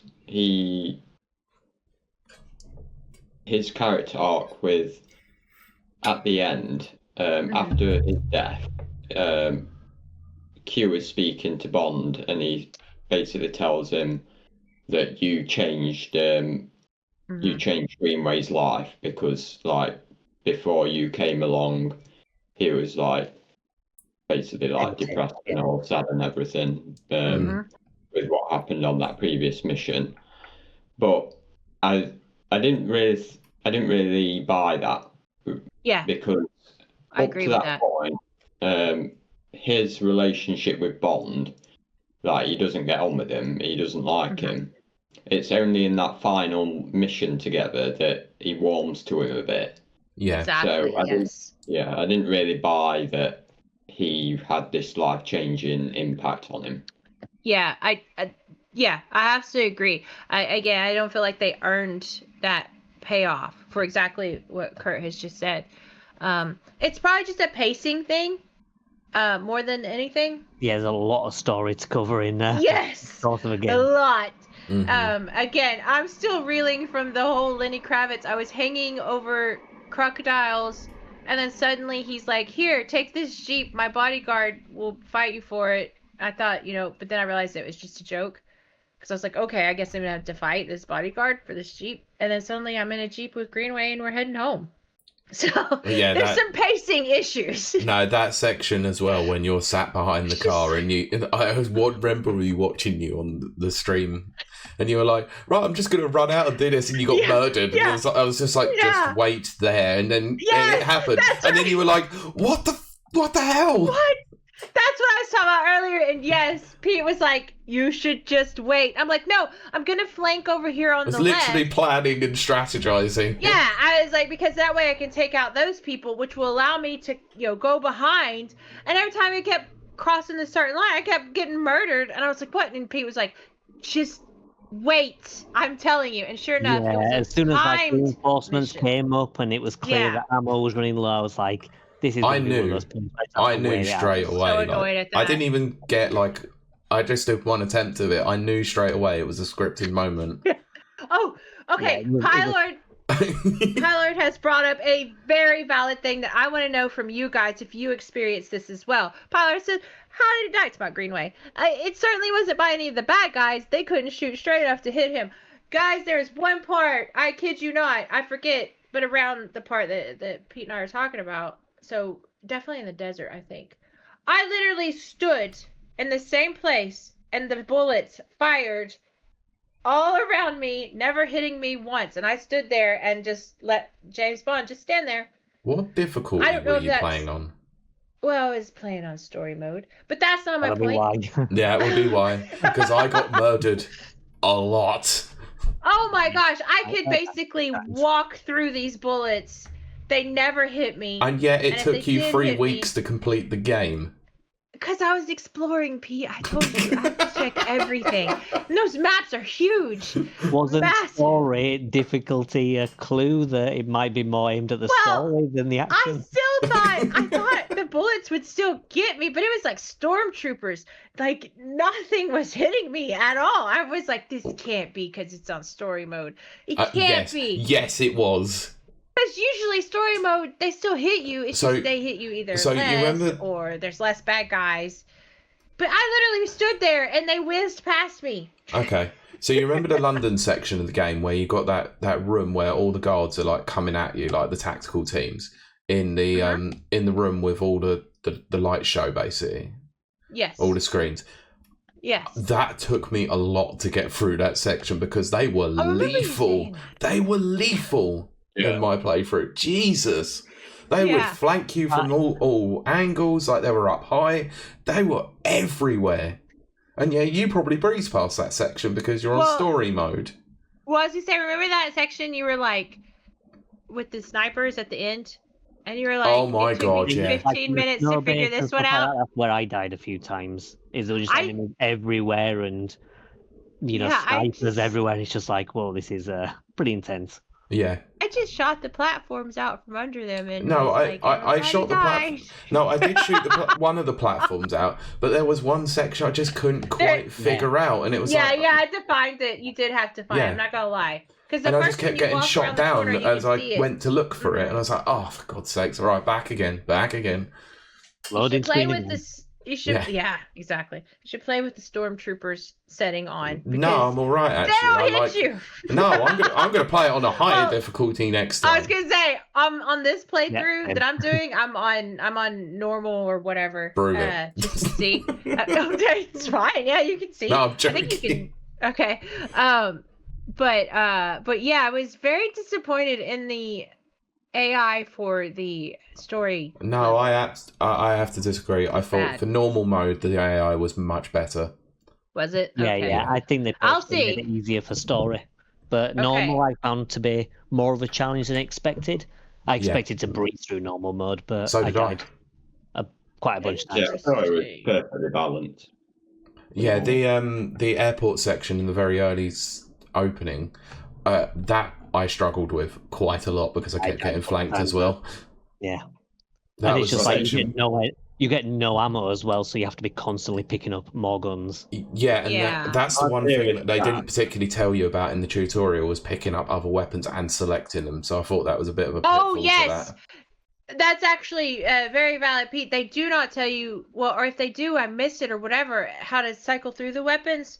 That I had to figure out. And then, of course, as I mentioned earlier, there still was, even on story mode or whatever, a learning curve for the gunplay, because when you play FPS games, the hitbox can either be right on the body, and I'm going for headshots, so it's either going to be right on the head or it's going to be just above it.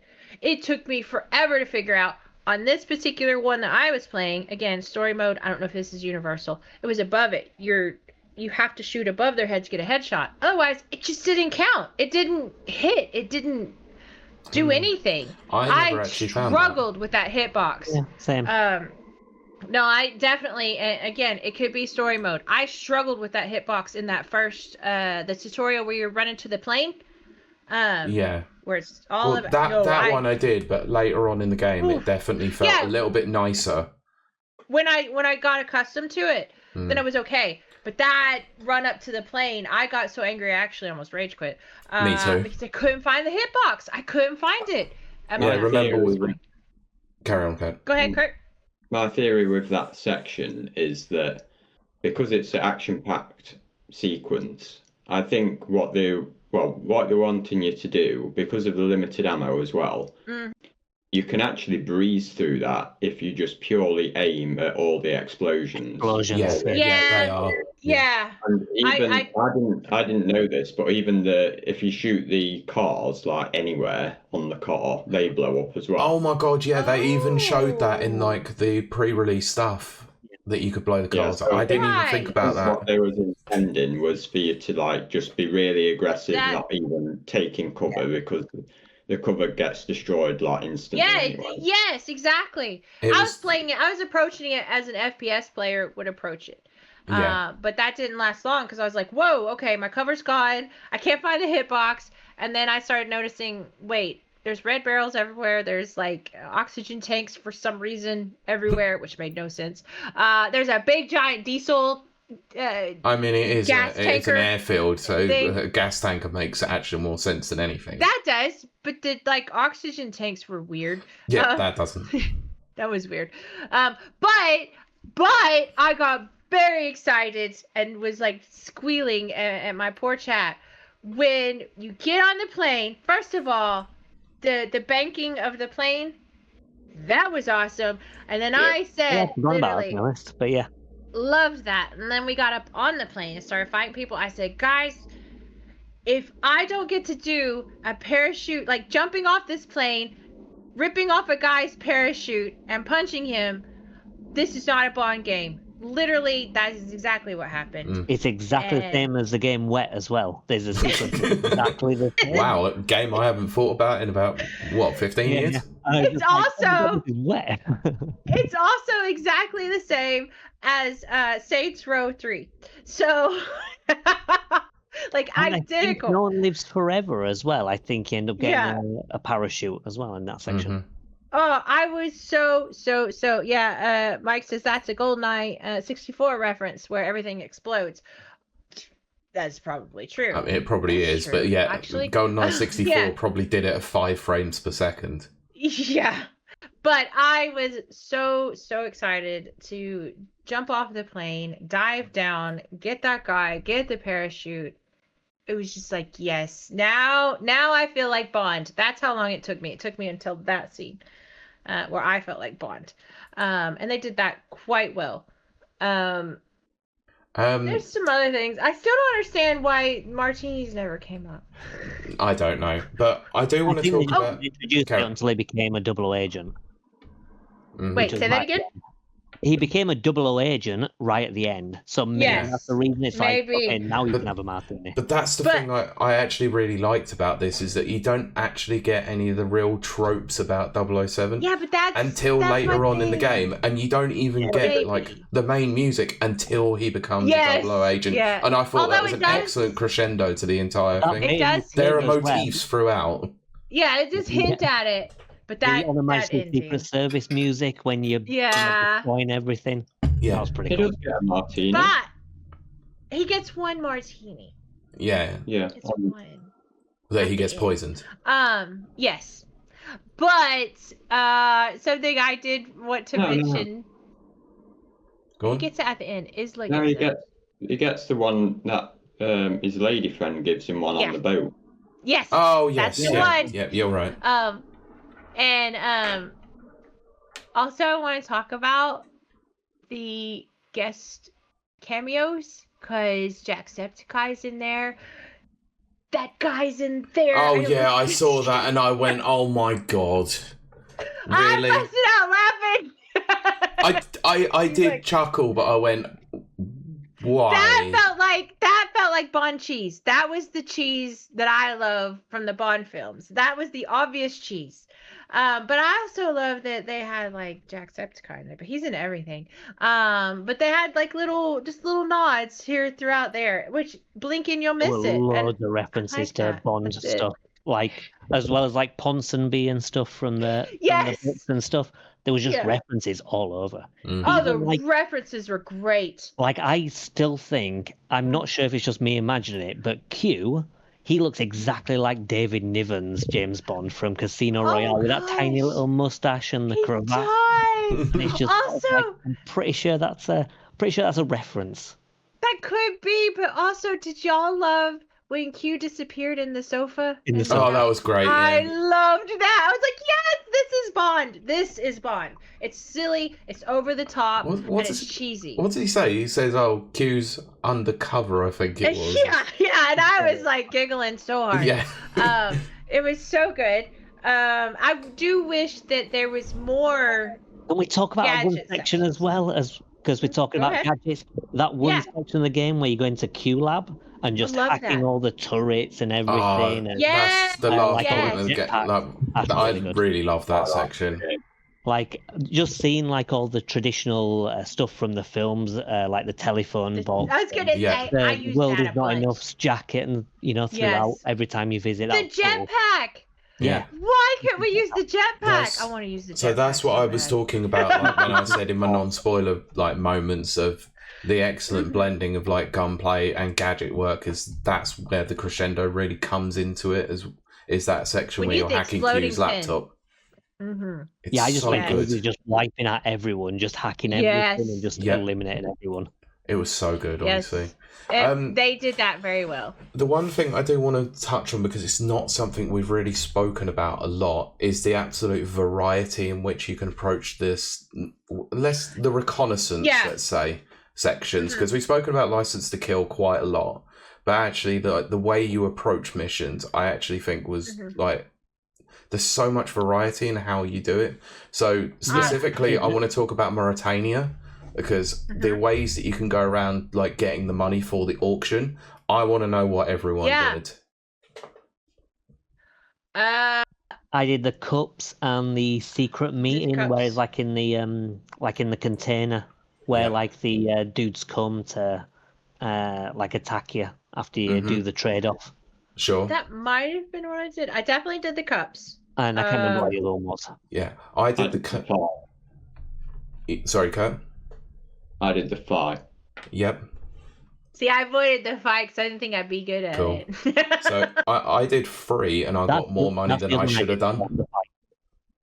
I got a bunch of money, so I don't remember what I did. But what did you I did the cups, I did the fight, and then I got the Bitcoin, which was probably the more interesting section. I did the Bitcoin. Like where you're sneaking through the section. That was so good. Yes.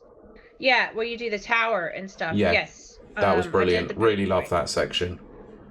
That was what made me fall in love with the actual game itself, because that first section I was like, I'm not sure. And then I was like, this whole Mauritania area, I was like, this is absolutely fantastic. I love it. Well, let me ask Adam this, because Adam's going to have the more closer experience than I have with Hitman. And Pete bringing out Mauritania makes me think of this. But Adam, did you feel, as I felt, that a lot of those maps felt like reskinned Hitman maps? Did that feel like that to you? There was some definite nods for sure. Yeah. Like when you're in the house, there's a bit of Dartmoor or Paris. Yes, yes, Paris. I felt real strong levels, in like that. even the Vietnam level is sort of like a jungly version of Haven Island. Yes, and so there were definitely hints of it. Sure. But obviously, the way you go about things is very different because it's more that kind of social element. Except if you noticed, now this might just be me because I play it too many times.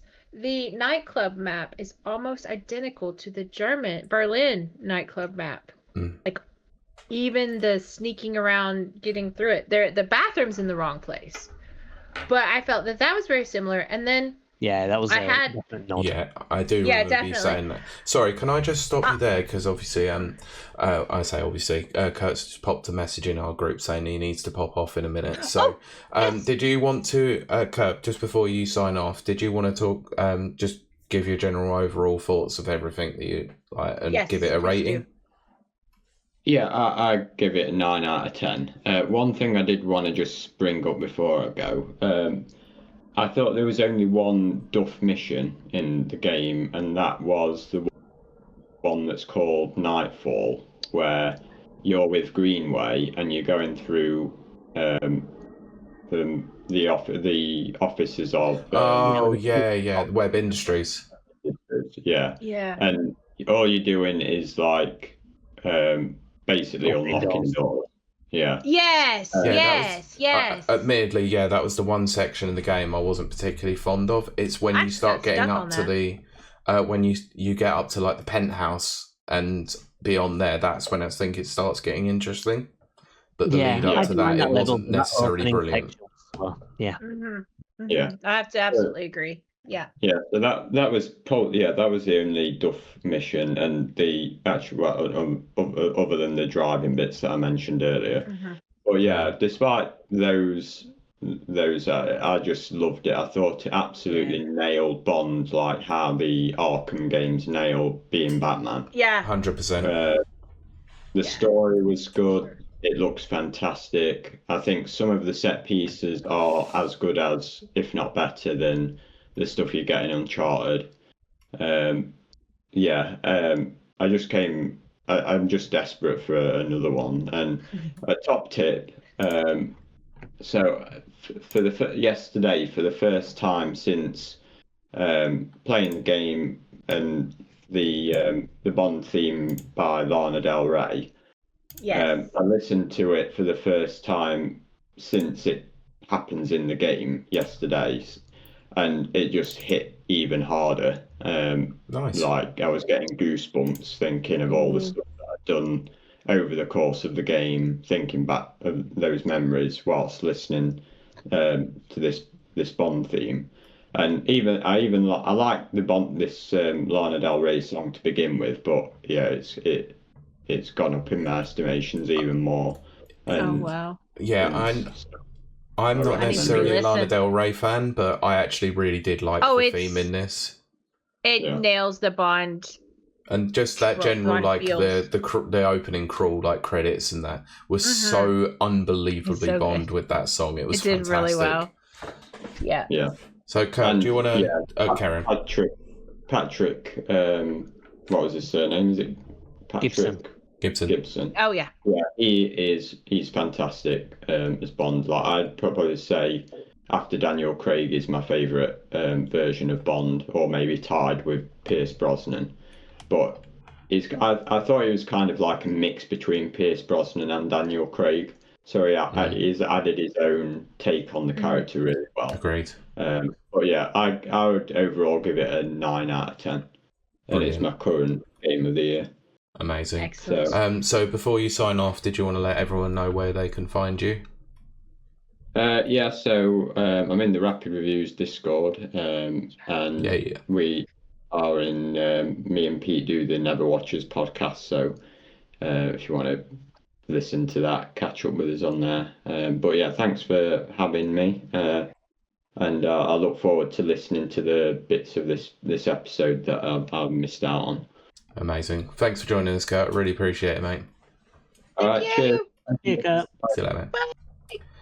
I don't think we're going to go too much longer on this anyway, because I know it's 10 o'clock for Adam. So yeah. Oh gosh, yes. Yeah. Yes. The only thing that I do really want to do as a last port of call, really, before we wrap this up, is obviously talk about the future content.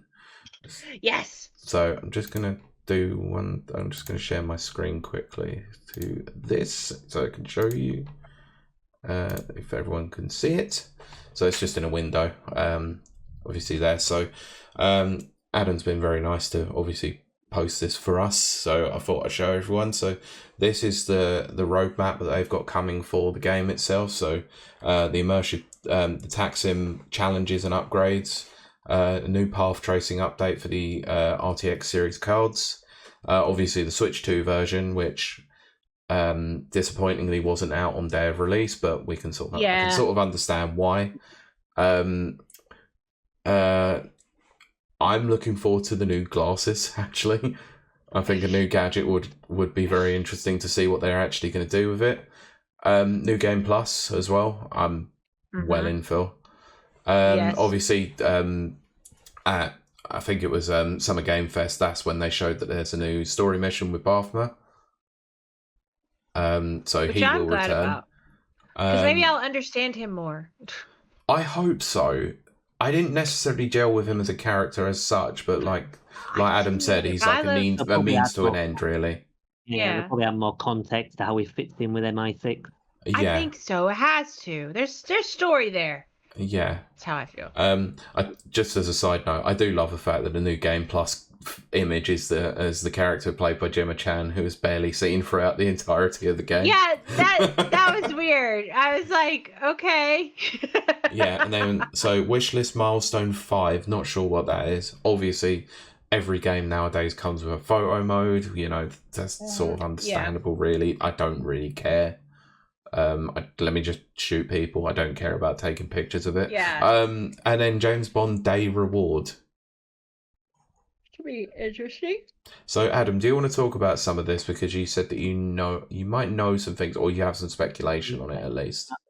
Well, judging by Hitman and how they've done roadmaps, they started roadmaps many years ago, and they introduced a lot of different types of content, and I see similarities here. One thing as well, like with the new campaign, one thing I've noticed is it goes to Mauritania, I think the name is, I don't remember, and also Vietnam with the hotel.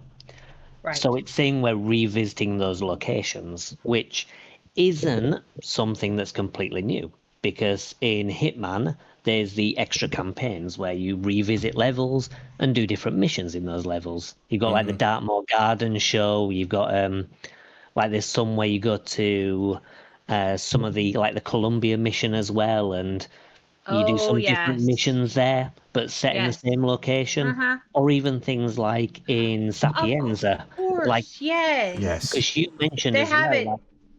it. So they have it in a completely different area. They'll change some of the visuals, change some of the bits and pieces. Yes. It's still the same level, because I mean, like you mentioned, some of these levels, there's a lot of bits that aren't used.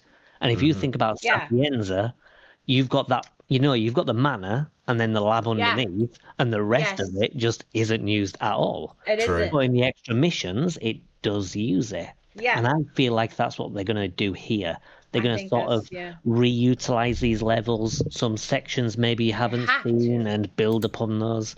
And I think it's going to be, rather than a new location, like with New York and Haven Island and Ambrose, instead it's going to be using these levels in a new way. That's my suspicion based on the description. Which I'm all for. I mean, like some of those missions were better than others in Hitman, but definitely. But there's still a lot of potential, especially if they're adding like proper story content and cutscenes and extra context to these characters. Well, let me ask y'all this. Now after we've looked at that roadmap, which gives me confidence.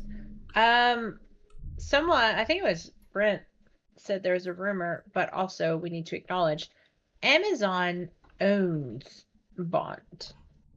Amazon has a game studio. Oh, yes, of course, yeah. Are they going to allow IOI to maintain Bond in a kind of... They've mentioned it. They commented on like the speculation. The only reason IOI published it was because this game's been in development for such a while. It's been 5-6 years in the making, hasn't it? Yeah, yes. Exactly. So it's only really because the transition, it was just probably easier for them to do it. But they've said, they're happy with IOI's work and, happy for it to remain with them. So, the signals they're giving is basically like, we'll publish it because now it's definitely ours, but they'll be developing it. See, that makes me very happy because I was very worried when because otherwise this roadmap wouldn't happen. I mean, if it's exactly the game, that's why would they allow them to do all this? So, I'm very happy about that. Yeah, I was somewhat very concerned once I saw the whole they might release a James Bond game every 2 years via Amazon Games, and I'm like, but should you though? Like, should you just let IOI just continue like with their content roadmap and then see how it goes from there? Don't try and over fluctuate the market with that. Maybe Amazon should be, and MGM Studios should be focusing on building from this by getting Bond back on screen. Yeah, I think they should focus more on the movies, but I mean, maybe with this one, there's going to be like the bigger releases, the First Light, where I mean, to be fair, they've got like the framework now, so maybe the next one's not going to take as long, but maybe in 2 years they plan on just doing like a spin-off or something. Oh, it's possible, and doing something that, maybe smaller scale, just in the James Bond universe, and then the First Light can be its own series. To be honest with you, that is true. The films. Honestly, I'd be quite happy with them just incrementally updating this like they are doing with the bathroom mission, and just adding a little bit of extra meat to the bones. I just hope that the story missions that they do release after this aren't too costly though. If they're free or minimal like priced updates, then I'll be quite happy with it. Well, even if they go the route of Hitman World of Assassination, which is what I would love to see happen, which is you've got in that universe, I know it gets confusing, Hitman 1, 2, 3. Well, can't we have James Bond, First Light, second night, third light, second day, third night? I don't know. But so we have that main. And then it's basically his timeline, and it's all like one cohesive universe that they've just merged. Exactly. I would be so on board with that, and I would play it, and I would buy DLC. To be fair, the next game is going to be a continuation because you've got the whole, who's she a part of, that other agent? Yes. What's her deal? So it is clearly going to carry on. They have set some threads up that obviously would play well into a sequel or additional story content, and then they can go in a completely different direction with the next game if they want to. Now, so Pylord says something funny that I want to make a comment on. Pylord says, Amazon owns Bond. The product placement opportunities are endless. Q sending Bond all his gadgets through Prime. You joke, but I just saw He-Man last week. He-Man is made by Amazon. Do you think there were Prime trucks in there? Yes. Yes, there are Amazon Prime trucks in He-Man, which I also love, and everyone should go watch. Unfortunately, that film seems to have spectacularally failed, though. That's the problem. I know, and maybe I don't know why. In a Prime truck in Bond. Yeah, there you go. It's possible. But anyway, I think because we've gone on long enough, we're sort of treading over the same ground. Let's wrap this up because poor old Adam's got to be up for work in the morning. Bless him. Definitely. One thing I'm going to mention though is my prediction about the gadget, the G2 glasses. Yes. Like, because they're a real thing. I googled them. Oh, are they? Yeah, basically it's a product placement, And these glasses are sort of AI glasses that give you information. So they translate things. They give you like intelligence based on certain things. Oh, so so you've it's got more basically like the context. meta glasses, pretty much. Pretty much. So So it's sort of it kind of helps you in certain things. And I have a translating feeling it's going to be. languages and stuff. Well, I have a feeling it's going to be like maybe there'll be more opportunities, or like Yeah. maybe it'll give a boost to the conversational side of things, where you'll have more opportunities to do the. We didn't really talk about it, but the instead of shooting eavesdropping. things, you can basically not the eavesdropping, but you can use like your special meter to blag your way out of it, just saying, Oh, Yeah. okay, yeah, like you went to the security room and they're just like, oh yeah, I'm just here to check the I firewall or love. something. We didn't talk about bluffing. No, I do we love didn't that talk about aspect. that. But To be fair, I think but this yeah. might be connected to that, or at least maybe it'll provide extra opportunities or Right. something. I don't know, but I If think it's that- going to be connected to that. If Like that's the this case, then security that's guard brilliant. went Yeah. on vacation in December 2009 with his wife who has 5 kids. Ask about their birthdays, something like that. Yeah. But anyway, yes, we're gonna wrap this up because my bladder is not the size of this bottle, and I didn't drink all of this. And by Adam the way. is an hour ahead of us, and bless him, we've Yes. taken enough of his Yeah, I time need to already. eat. We have, yes. But Adam, where else can they find all of your wonderful things? Well, I was going to say, like, did you want to give a final wrap up and yeah, a score? we've got to let's finish talking score about games. this. Good Oh God. my gosh. I know, I'm just like trying to hurry. Yes, what is your score, Adam? Well, I give it full marks on the site in my review, but I would say if I was to give it a numbered score, probably about 9.5 out of 10. Like, I didn't dislike the vehicle sections and stuff. My main issue was some of the elements they force you into. Like, for example, when you meet your contact in red and you talk to the wrong person. That's one of those things where you're like, well, in a second playthrough, I should just be able to talk to the guy or just go into the bathroom Yes. straight away. And I kind of hope that the New Game Plus will streamline those elements a bit, which are sort of storyfied. And I Yeah. can see a lot of opportunities to sort of, take advantage of the fact that you know already what's going to happen. And I hope it does do that. Just to kind of make things flow a little bit easier the second time round and focus on, those set pieces where you've got the, the sandboxes and the action set pieces, because the story beats, you don't really need to play through them as much on a New Game Plus. You can do like a new game if you want that. Yes. True. Yes. So yeah, the replayability was my main concern after it. But as soon as they announced the New Game Plus, I was thinking it seems like they're going to address those issues. So that could easily go up to a 10 by the time they're done with all these roadmaps. Sure. Excellent. Pete, what about you? This I didn't think was going to do it, but has 100% made me more interested in Bond again. I'm one of those very much lapsed fan of Bond over the years. But I thought this was absolutely fantastic in the end. Hand holding aside, with the environmental issues, some quirks with performance, like I can sort of put those aside if the experience I'm having is a great one. And this was 100% a great experience after the opening missions, because it got better and better and better. The story,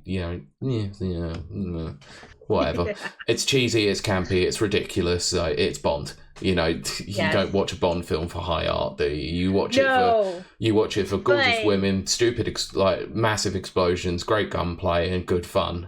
And that's exactly what this game was. It was fantastic fun. I didn't think it was going to make it, which is what I was going to say, but this is definitely a contender for Game of the Year already, and I have to agree with Kurt. It is one of the strongest experiences I've had all year. And that is saying something when the games that I have played are significantly excellent experiences as well. I'm really looking forward to the next year of content with this one. The New Game Plus is a very welcome addition with the gadgets, and I will definitely play it on a higher difficulty on New Game Plus just for that reason. But I usually with a game like this, I'd probably uninstall it after I'd finished it. I'm not. I'm going to leave it there for those updates because I can't wait to play this again because it is such a good game. Yeah, I mean, Absolutely. Personally for me, I'm a big fan of GoldenEye 64. Oh yes. I've got a long history with the games. I was one of the members of the GoldenEye Elite before they turned into the Elite. So I'm very familiar as a speedrunner of the game. But I think this has become my new favourite Bond game. Like, it's really good. Like, it's tip-top. Yeah, so my score of this would be 4.5 out of 5. I mean, so Adam would give this in because we score on a 5 scale. So you're give 4.5. So yours, well, I would say yours would be a 4.75 technically if you gave it 9.5. Yeah. Kurt gave this a 9, so that would be a 4.5 as well. So, Kylie, what about you? What's your closing thoughts? Yeah, so we know this was my most anticipated game of the year. No, really, it's not why I bought it as your birthday present. I can't believe it. No, does it match my anticipation and stuff? Yeah, I'd say it does, and I'm looking very forward to what the future holds. I think that if it had just been this and it stopped, I'd be very disappointed. But the fact that they've opened the door for future, a roadmap and more things coming. Oh, I'm so on board. I'm so on board. It's fun, which is all I care about. I'm not big on story. I love story games, but James Bond is not known for its stories and its in-depth characters and all of this kind of stuff. It's known for fun. Exactly what Pete said. It's known for hot chicks and explosions and martinis and class and just sophistication, but also stupid, dumb, cheesy, over the top. There you go. Cheese. And I love it. Stupid, dumb, over the top cheese. Yes. And it met all of those expectations. I would like to see a little more cheese and a little more swankiness in Mr. Bond, little Jimmy Bond. Which I think is going to come, and I'm on board with that. The DLC missions as well. Yeah. The campaign is after he's become a double agent. So I think we're very excited about that. We're strongly going to get that, and that's what I think as an entry point into a 00. I think this is just an excellent lead up to that point. Yes.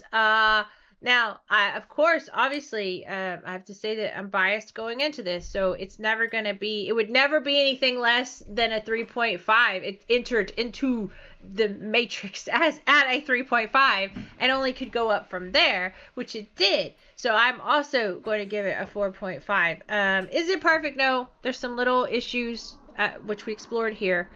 But it's one of the stronger games. This and Resident Evil 9... Requiem. They're my top. They were my most anticipated games, and they're still my top games for this year so far. I'm thrilled to bits. I want to see where this is going to go. So I'm very excited. And it's a good thing Code Veronica remake is until next year, because then it's definitely going to be my game of the year. Yes. Adam, we had a small disagreement with that in our WhatsApp group, didn't we? But actually, I went back into my shelf. I do own Code Veronica. Yeah, I've got it multiple times. Yeah, I have issues with that game, but I'm really looking forward to that remake. The remake will sort it out, and you'll. They will. Yeah. How good it is. Now, Nana makes a good point. Boy, the Game of the Year episode is going to be interesting this year. It absolutely who's gonna nominate some games first? Yep. But I nominate Mixtape.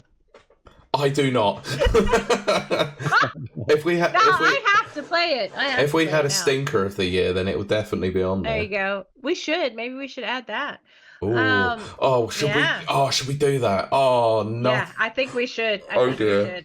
I'm gonna have to play some really terrible games then. Yes, I think absolutely, Pete. Well, in the words of the AVGN, to play some shitty games that suck ass. There you go. Pete broke the cussing barrier, but it wasn't. I did it earlier. It's fine. And yes, I know I jumped ahead, so we're going to come back to what I was saying, because I jumped ahead past the scoring part. Mostly because we all have to pee. Adam, where can they find you out there in Never Never Land? Well, I'm over on the EliteInstitute.net, where I review VR games, non-VR games a lot. You can actually find my James Bond review over on there as well. And then I've got a YouTube channel as well, where I just post some bits and pieces of VR content. So there's like Hitman VR stuff, and then like VR reviews, like short reviews, playthroughs, bits and pieces. Basically any kind of random stuff that I just shove on there, really, to be honest. Excellent. He is also the best foremost place for it. voice of Virtual Boy at the moment as well. Yeah, the only place.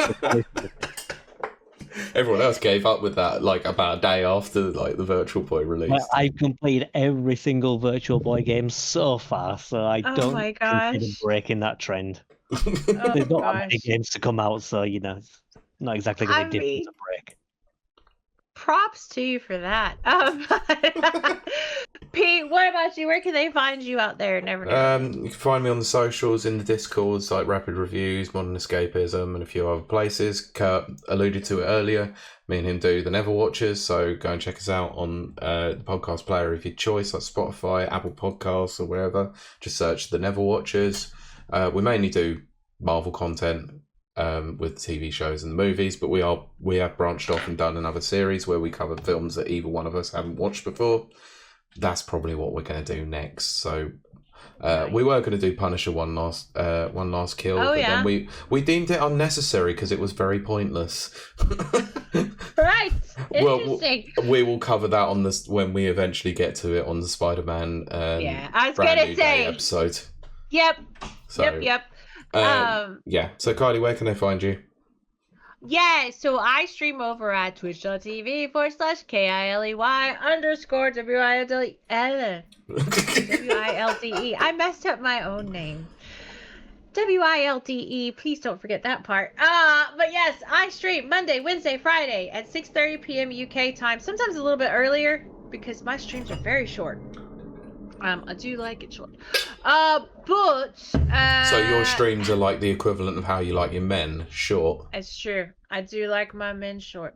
But I don't know what I'm gonna do after weeks of Bond. No, we return back to Bindi on Monday. Wednesday I have some plans, and Friday we're back to Frightening Fridays. So if you have suggestions for frightening games, I've got a Discord. Go join it. Give me suggestions. I will play them because I'm a dancing monkey. I will do whatever you want me to do. Within reason. within Twitch's policies. TOS. But this is how drunk are you? I'm actually not drunk because I didn't drink very much. I didn't even drink half of this, guys. We can't even see it. I know, that's why I was hitting it so you can kind of see how it's not moving. Barely even coming through. Yeah, it's like it's full. Just shocking, really. But anyway, also you can check me out over on TikTok and YouTube, same name, and please do, because my views are fluctuating. Sometimes I have great views, sometimes I have crappy views. You know what my latest short got, Pete?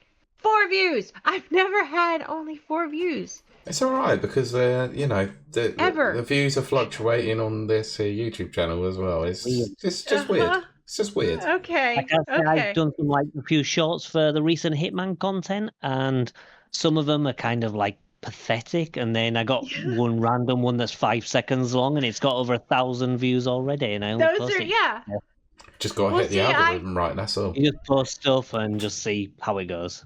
It's like metaphorical throwing poop at the wall. Well, I was gonna say spaghetti. Yeah. I like my version better. But Mom spaghetti at the wall. Yes. But I think that's going to do it for us. We do thank you so much for joining us. You can come check us out over on twitch.tv/rapid reviews, because after we end this, we're going to spend about 30 seconds talking to our wonderful audience, because we all have to pee. But that's going to do it for us. So thank you so much for joining us. And we will see you and talk to you next week. Bye. No, Mr. Bond, I expect you to die. Thank you for listening to this episode of the Rapid Reviews Radio Podcast. You can watch the recording of the show live on Twitch every Sunday evening at 7 p.m. UK time at www.twitch.tv/Rapid Reviews. You can also watch the podcast on YouTube, search Rapid Reviews 5534, and you can also watch the video version of the show on Spotify, just search Rapid Reviews Radio. Don't forget to give us a thumbs up, a rating, or a comment on this episode. You can also follow us on Twitter at RRRadioPod, as well as on Blue Sky at rrradiopodcast.bsky.social. Also be sure to visit rapidreviewsuk.com for all the latest reviews and previews.